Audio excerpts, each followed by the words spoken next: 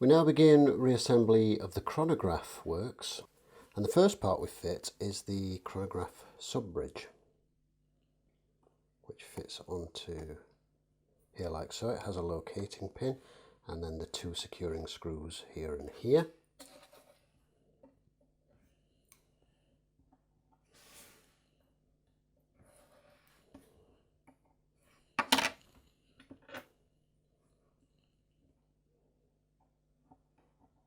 The next part I'm going to fit, just simply because it's quite fiddly, keeping it all in place, is the tension spring for the chronograph runner. It's easier to do this while everything is clear. So you'll note that, as with several screws, I left the retaining screw in the plate, so we just remove that temporarily. Place the spring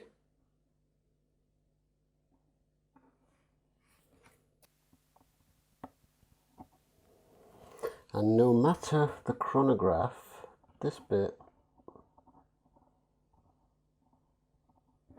is always very fiddly.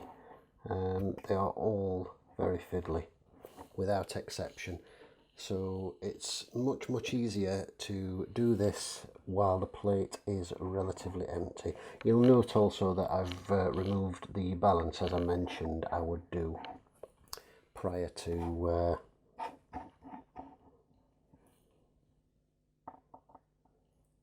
refitting the chronograph components, and but I have left the pallets in place. So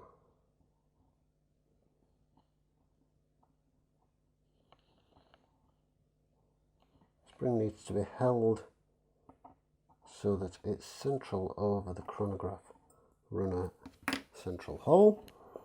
The next item to be fitted is the clutch, the coupling clutch, and before fitting, a very tiny amount of just a little spot of grease is placed on the eccentric here, that this bit slips over just on the base of it, and a small amount of 9-10 in the lower pivot and the upper pivot of the coupling clutch, as this is constantly driven by the extended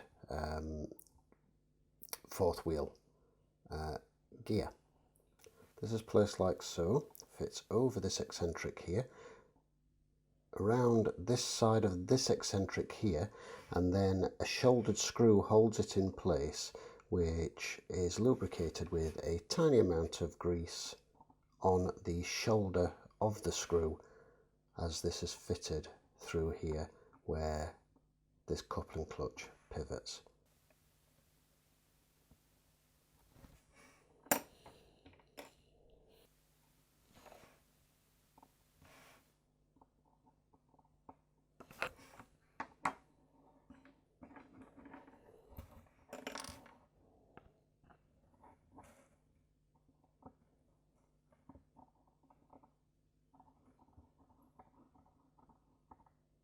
Just check that for freedom of movement, and we've lubricated these pivots so we know that this wheel is going to be okay. Next thing to be fitted is the tension spring, which fits up here.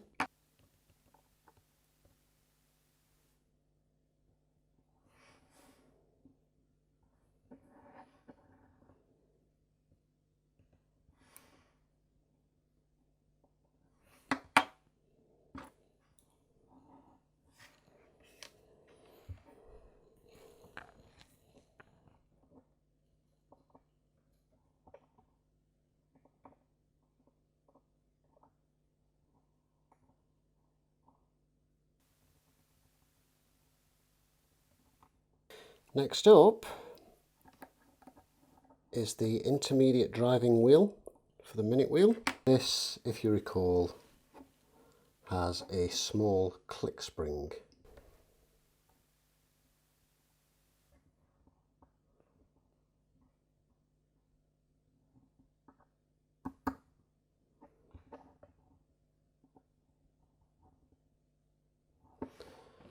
slightly fiddly to get in. I find it easier with things like this to use a finger to hold these while you manipulate them. Some people manage very well with a piece of pegwood or a plastic probe or something similar, and you will find your own preference as you go with this kind of thing.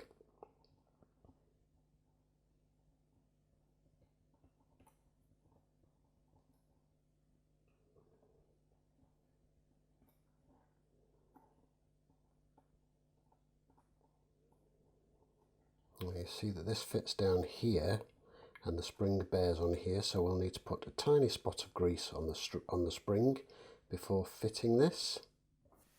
Apologies, forgot to hit the record button there. So what I've done just there is added a tiny spot of grease right on the crook of this spring where it contacts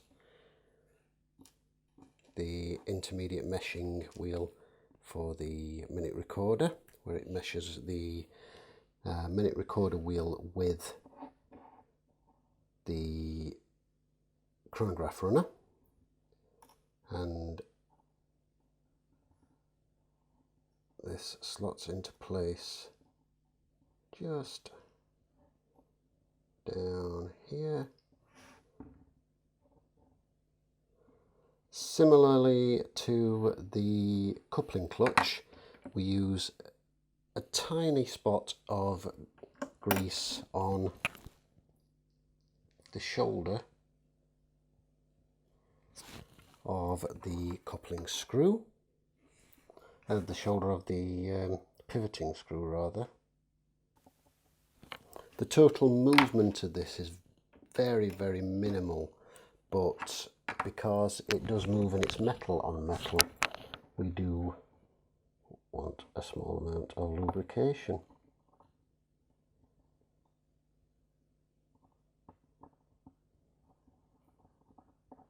Let's just check that for adequate motion and to make sure everything is meshing correctly.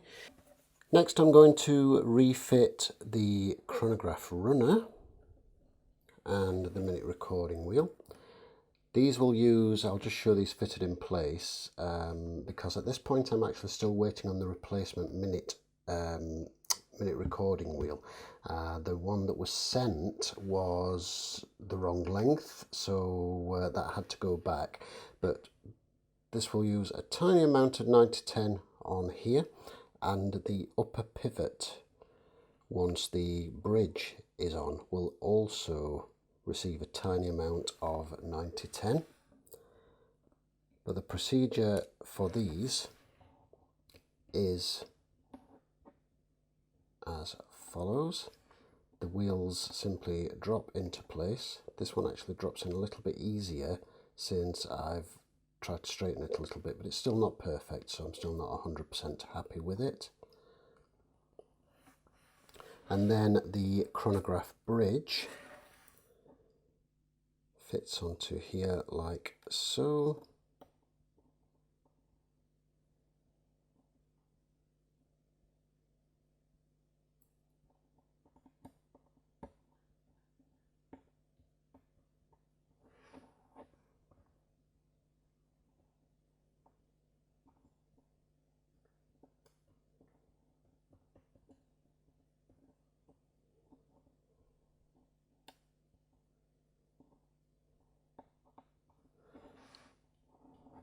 And this is screwed into place.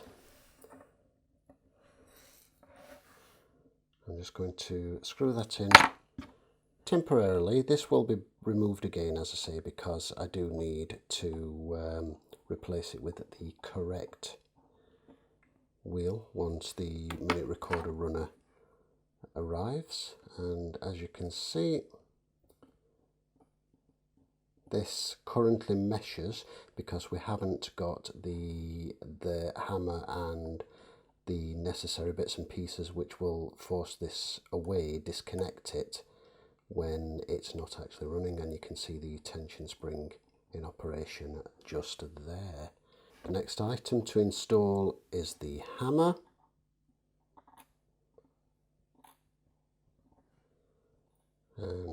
little bit of wiggling of this will be necessary just to get the hammer to lock into place.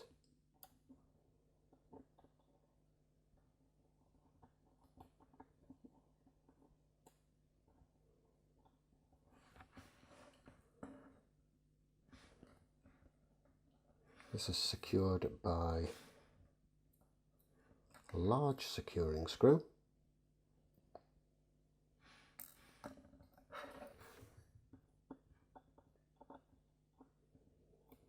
And around the pivot point here we use a small amount of, I will use D5 in this case, but grease would be fine. But D5 will, I believe, perform a little bit better because it's very thick. It will not spread unduly, but it will move around a little more than grease. So rather than having to get grease right around this, the D5 will actually spread more easily. And you can see there how, hopefully you can see here, let's just get my wooden stick, how this interacts with these eccentrics here and here. So, and connects and disconnects these coupling wheels. To make this work properly, of course, we'll need the tension spring, and that seems to have, no, there it is. For a horrible moment there, I thought it had disappeared, but thankfully it was hiding in a corner of my parts box. This will fit on here, so this screw needs to be removed, and this will fit on here.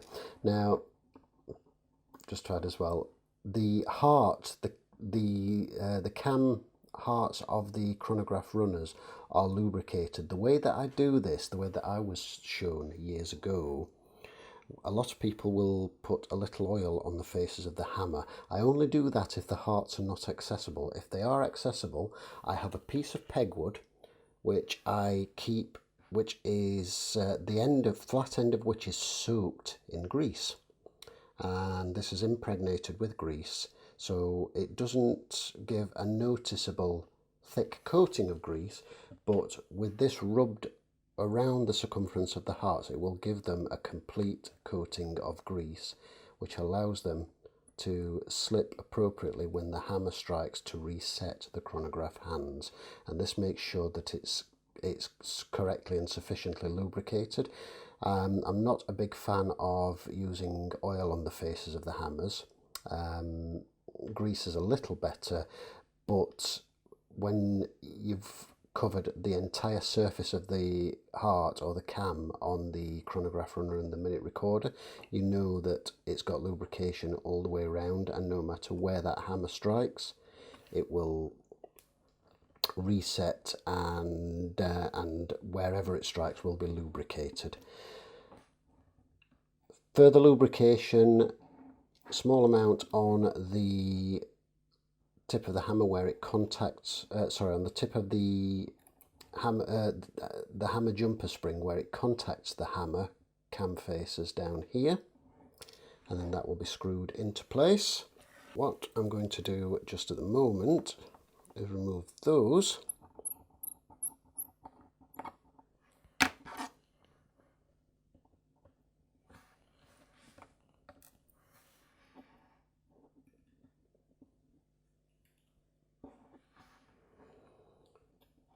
Turn that over so that you can see the faces where the jumper spring contacts. I'm going to remove that just for the moment because these will need to come back off, as I say, so that I can replace this with the correct minute recorder runner when it arrives. And the obvious difference in that will be that it won't stick like this one currently does. It has tight spots where I wasn't able to sufficiently straighten the pivot.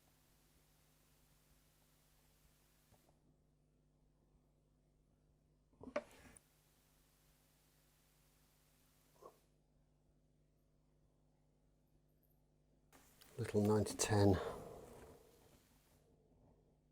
on the shoulder where it passes through.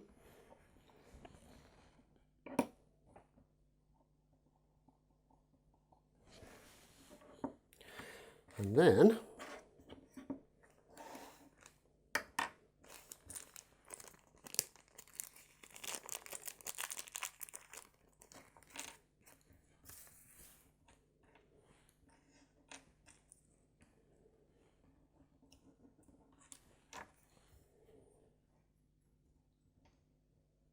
we'll take out our new shiny minute recording wheel.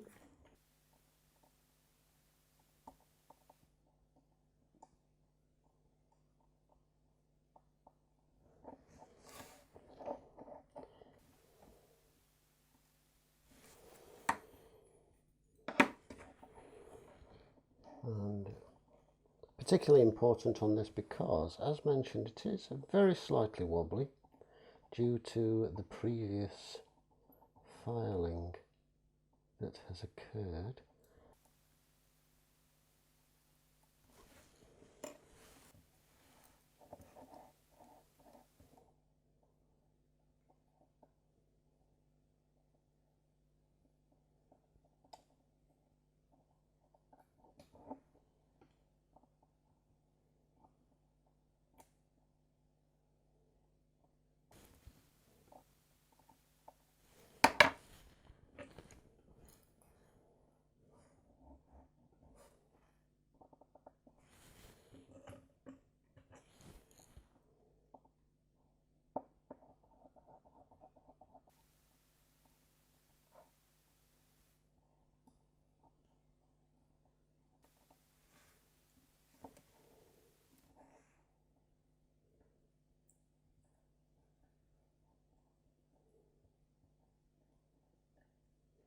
Put this approximately into place and apply a small amount of grease onto the mating face.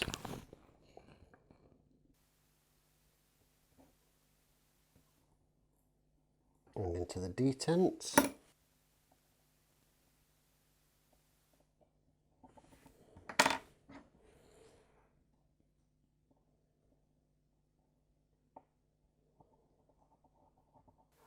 Just have a quick operation. The last two pieces of the chronograph assembly now are the pusher and actuating lever assemblies, and then the driving wheel for the extended fourth wheel pivot. So if you'll recall from the disassembly, the spring is shaped, the long end goes to the start-stop side. So this fits up here.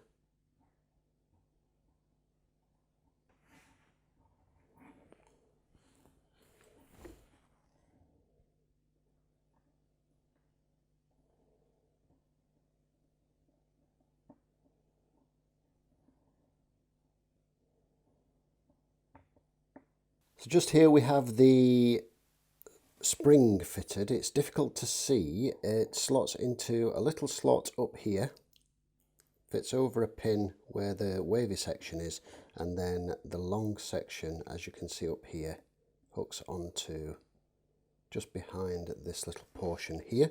Here we're going to refit the start, stop and reset levers. The start stop lever has a spring on it, as you can see there, and the lower section fits underneath the chronograph bridge.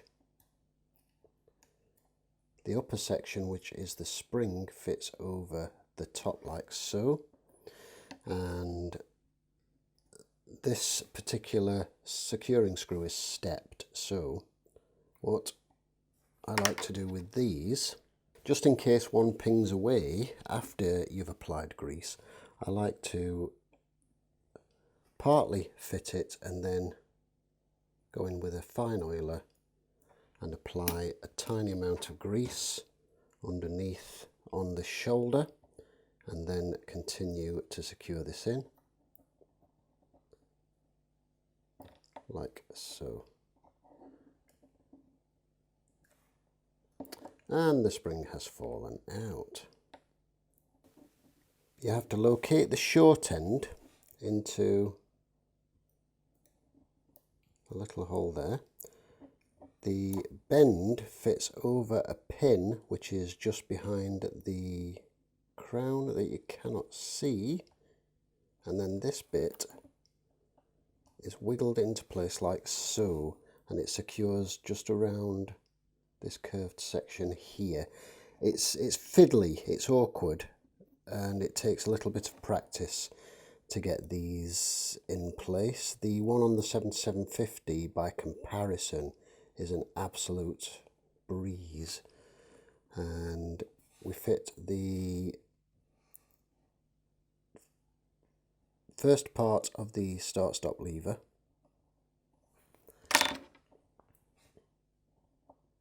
with a little bit of grease applied to the shoulder of this reverse threaded screw. Once that's in place, just check that that moves in and out freely, which it does, and springs back. You need to hold this in, and here I'm just using my thumb.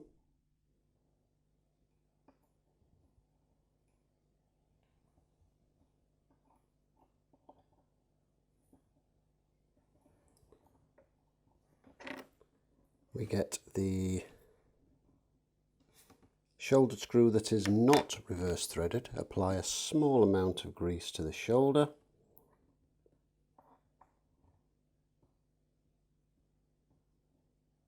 Where it will pivot.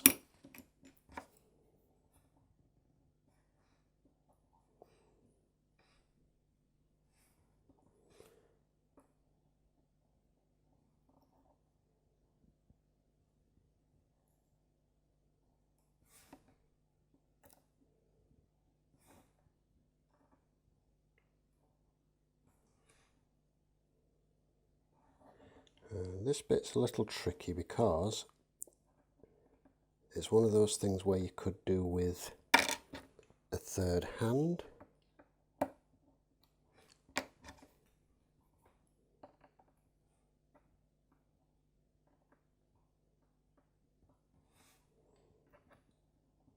And to drop into the slot, it needs to be under a little bit of spring tension. You can feel when it slots in, like so.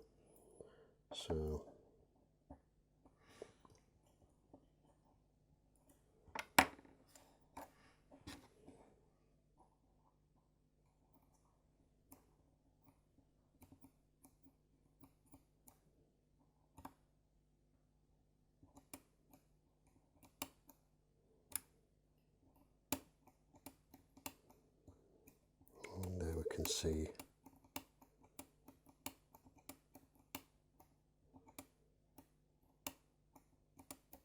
the start-stop in action.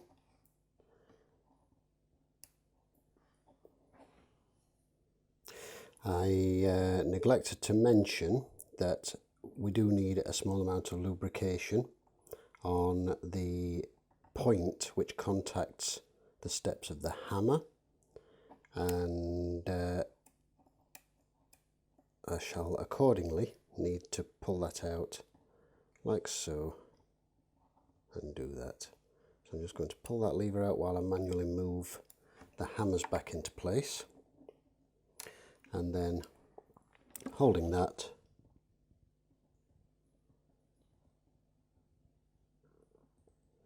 we're going to apply a little grease.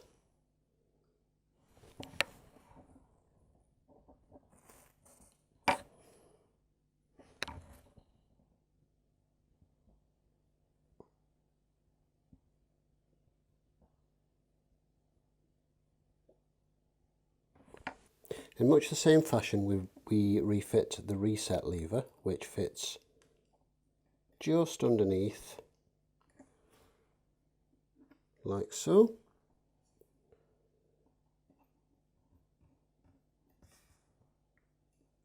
The second of the reverse threaded screws, this one being very slightly smaller. Before I screw that in fully, I'm going to sneak in there with a thin oiler and apply a little bit of grease to the shoulder of the screw.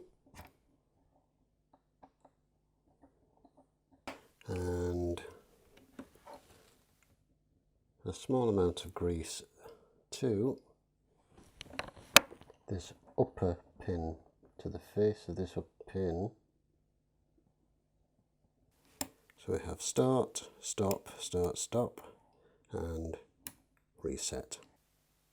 Next up, we're going to fit the minute recorder jumper spring. So we'll pop the spring into place.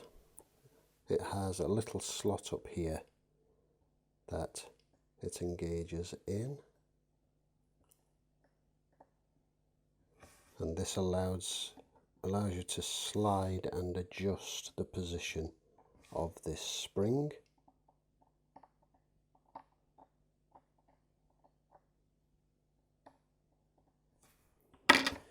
And we don't apply any grease to this. I'm just holding that in place.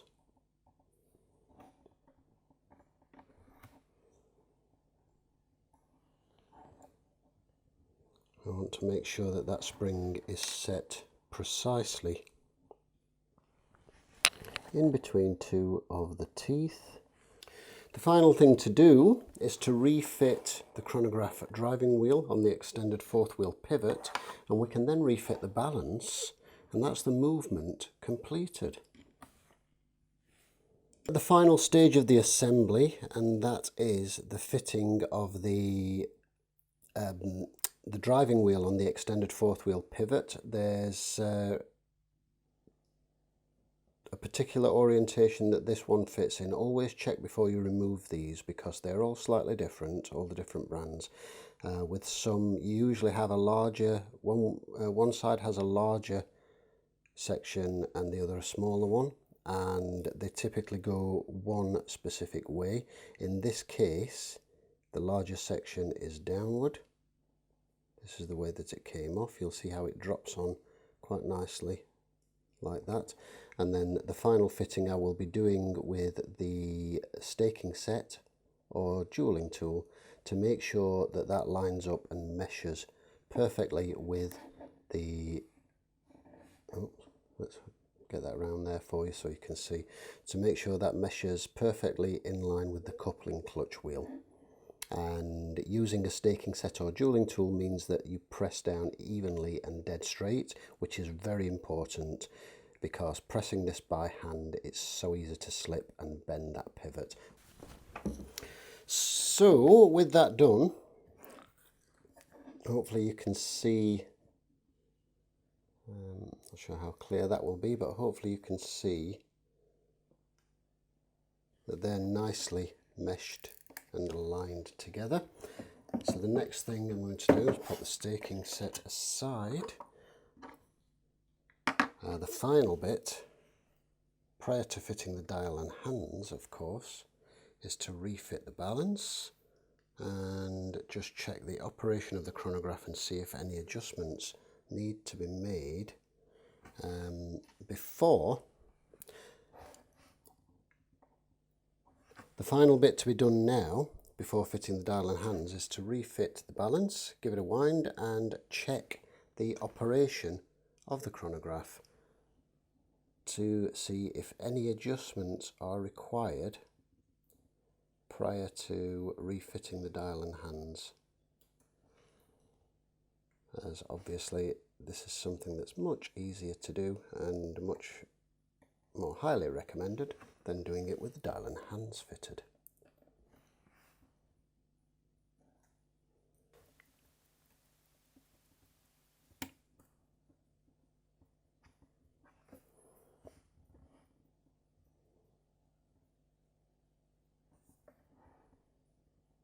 Well, you can see that running away there nicely, that's good.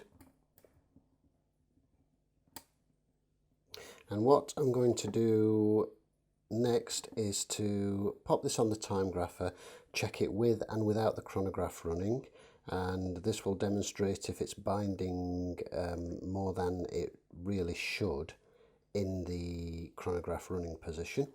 And you can sometimes see if chronograph, a Swiss horizontal clutch chronograph is binding, you can very often see the visual difference in amplitude. This one looks okay visually, and it's quite common for there to be a small amount of amplitude loss as soon as you couple this, because there's going to be a little additional friction. So a very small amount of amplitude loss is common, it's normal, but there shouldn't be a great amount. So I'm going to pop that on the time grapher, I'm going to check that, and once I'm happy with that, if I don't need to make any adjustments to the eccentrics of the chronograph, then we'll be refitting the dial and hands. After a quick look at the time grapher, that's running very, very nicely. The only adjustment I had to make was to this eccentric down here, which alters the meshing of the intermediate driving wheel for the minute recorder. And this was because I had played with the adjustment of this during my initial assessment to try and figure out what was happening with the minute recorder, the original one, which had the bent pivot and was sticking, and I had adjusted it in such a way that it removed the contact of the finger from the chronograph driving wheel to see if it continued to drive and see if it was in fact the minute recorder that was stopping it. So I needed to adjust this back accordingly to get the correct meshing to drive the minute recording wheel over, which you just saw there, and that's clicking away very nicely indeed. And having tested that with that adjusted on the time grapher, I'm really pleased with the results. It's looking very, very good with and without the chronograph running. So at this point I can go ahead and refit the dial and the hands, although at this point right now it's quite late, so I'm going to pop this under the cover and just leave this running away for tonight, and then I shall fit the dial and hands tomorrow.